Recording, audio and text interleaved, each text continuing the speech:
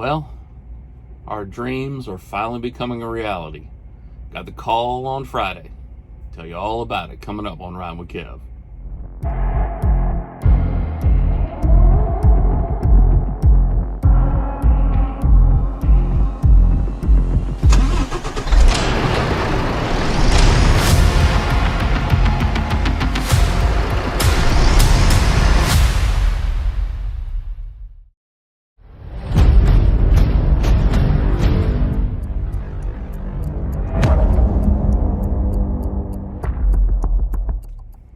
Well, what's going on, guys? So, you probably see a couple motivational clips in this video because it's been a very long road.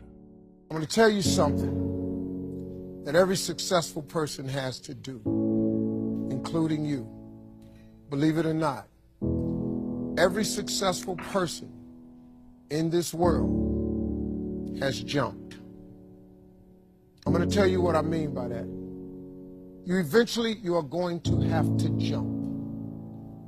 You cannot just exist in this life. You have got to try to live. If you are waking up thinking that it's got to be more to your life than it is, man, believe that it is. Believe in your heart of hearts that it is. But to get to that life, you're going to have to jump. And this actually be the point of the video because I've had that question a couple times in the last several days. So that's what I'm going to address, as the title says. I'm going to talk about my journey and some tips and tricks on what I've learned. But we are in just out of Atlanta. We got a load on Friday. We tried to race the snow on Thursday and we lost. You just got jammed. The snow won.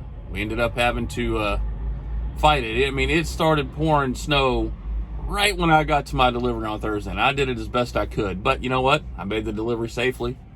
Safely got 19 miles to the pilot over there in LaSalle, Illinois. Got up Friday. We worked on it some Thursday, but with the snow, freight was a little uncertain. And on Friday, she got me a load down here to Atlanta. So, $4 a mile. Nice. So, pretty happy about that. I got here real early. I'm in Calhoun, Georgia. About 90 miles from my delivery, but there ain't a whole lot of options out here. So that's what we did. We got here. I got to clean this truck up because our new truck is here. It arrived on Friday. Now again, they've got to sticker it. They got to put in the mount for the ELD and all that kind of stuff. So probably what we'll do is we'll go run this week on Thursday. We'll try and get a load out of probably Green Bay. What in the wide world of sports is going on here? Wisconsin somewhere. Those have been really good loads for me lately. And then I'll swing through Chicago once I'm loaded on Friday and pick up the truck and move all my crap from one truck to another. But this time I didn't leave company, so you'll be happy about that. So what did I want to talk about? And the way to make this video, like I said, I know it's only been a couple days, so there are not a lot of freight videos. But the question that I keep getting is, are you happy you're here? What are some things that you've noticed? And so I thought about it yesterday, and I came up with this really, really, really stupid analogy. You're so dumb. You are really dumb. For real. But it's all I got. It's the best I can do, and I like to be honest with you guys. So here's the way I'll define my journey. Right, wrong, mistakes. Call me an idiot. I know. I've heard it before. Trust me, as my brother says, I've been called far worse by far better. But not what this is about. This is about good things. So I started my journey, for those of you who don't know, I don't expect you to watch all my videos, at TMC. I needed to get into the trucking game when I decided to get my CDL back in 2019. And I said, you know what? I want to go flatbed because it's new and it's a skill that I have. I could go haul a flatbed load tomorrow and I'm comfortable on how to drive the trailer, how to secure it. I knew I wanted to do flatbed. I did my research. I looked at several companies. Like I said, it came down to Maverick TMC. I went to TMC. And for me, starting out, and I think for a lot of people starting out, and it's just the start out I'm talking about, it's like flying coach on an airline, right? Kind of crowded, a lot of people trying to do it, not the nicest amenities, but you know what? It's a seat, you're on the plane, and it will get you where you need to go. And there are many people that have fly their whole life, and they fly coach because it's comfortable, It's affordable, and it gets them where they want to go. So if their goal is to own a house, they can get there and coach, as a company driver. If they want to do a nice car, you can get there as a company driver. You want health insurance, you can do all of that as a company driver. You can get where you're going. It can be basic. Like I said, not the nicest amenities, not the nicest boarding. It's not the nicest of everything. Not a ton of perks, but it's good, and you pay less, but there's more of you, more crowded. Kind of like company drivers. I hear this all the time. Company drivers, I don't have to pay for my fuel. I don't have to pay for my truck. I don't have to pay for registration. I don't have to pay for insurance. And the answer is, yeah, you do. The company's not just doing it for free. The loads that you pay a little less so they can take that extra money and pay for your truck and your fuel. And it's just like that. Fit more people in coach to help pay for the fuel and pay for the wear and tear on the airline. It's a horrible analogy, but it's all I got, right? So then I'll make it, and that's what I did. I started out TMC, did that for 13 months, and then I wanted to move up to Business Select. I wanted a little more legroom, a little more room. I'm a bigger guy. I wanted, a little boarding priority, maybe a little more, free drink or something, a little coupon or whatever. And so that is where I went. I went to Standard Lease at Prime. And I will lump, just because disagree. I'll lump Standard Lease at Prime, Lease Purchase at Prime, my lease purchase at RTI. I actually know what I'm talking about. I've got some experience into that Business Select class, right? You got more responsibilities. You've got more financial obligations. You've got more risk, but the rewards, it's more comfortable. You can tell them where you want to go, tell them where you don't want to go, but you still have the overhead. And I had that as lease purchase, but apples to apples, I'm just saying on a standard week, not this weather, not that low, just a standard week, even after expenses because of the risk and what it takes if you run your truck right, a standard lease driver will typically, on average, make more than a company driver. They can manage their stuff, they can manage their loads and not force dispatched. It's just a little bit nicer. Then you move into where I'm at now.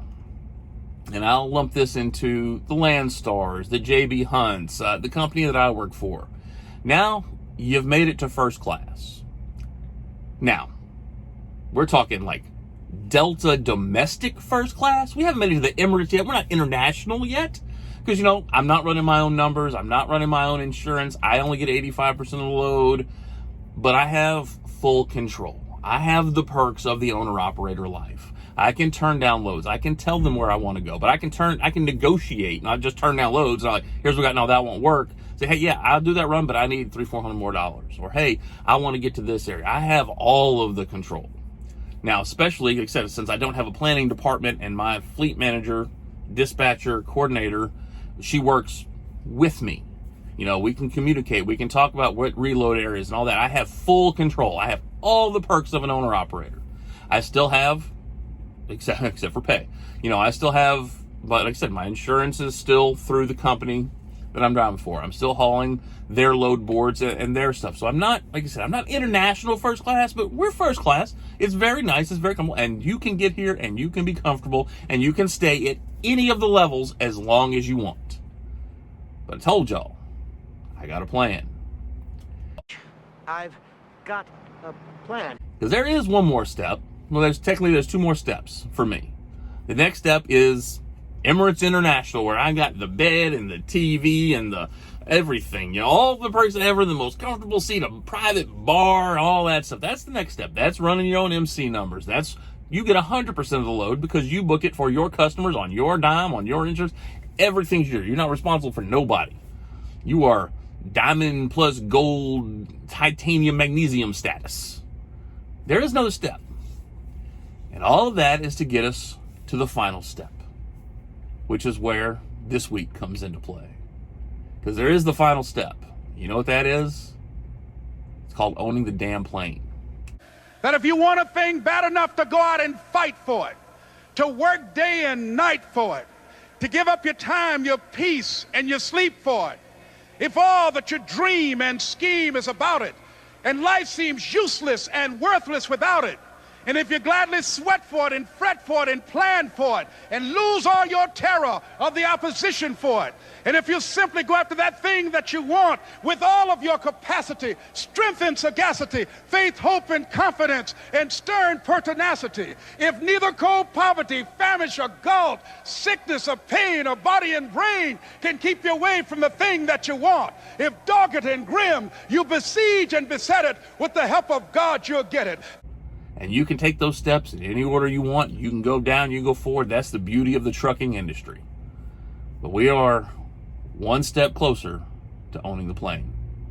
And I cannot stinking wait. Let's go, man. It just, I'm good. That's to me, in my stupid ass analogy, that is the lineup of your choices in the trucking industry. And that's the only way I really knew how to explain it. So we're going to get offloaded in Georgia, and then we're going to sit here we're just going to sit here and run every load we can to try and get up to Wisconsin on Thursday or Friday and keep making the good money, keep living the life. It's almost like Texas dedicated. And a buddy that started with me, this is our third weekend, he's been home every weekend.